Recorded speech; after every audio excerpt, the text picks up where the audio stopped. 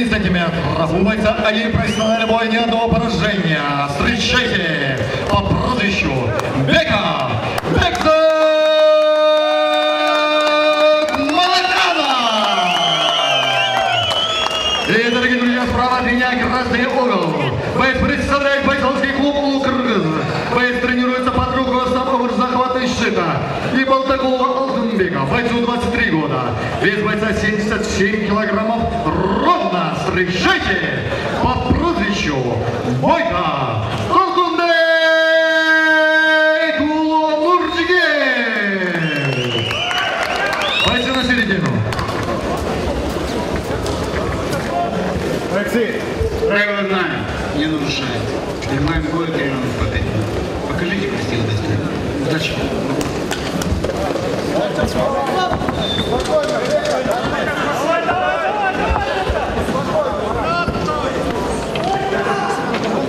Какого судья? Какого судья? Главный судья. Боец готов. Боец готов. Следующий бой готовится Турсунбек Асылгазиев и Манас Имаров. Следующий бой.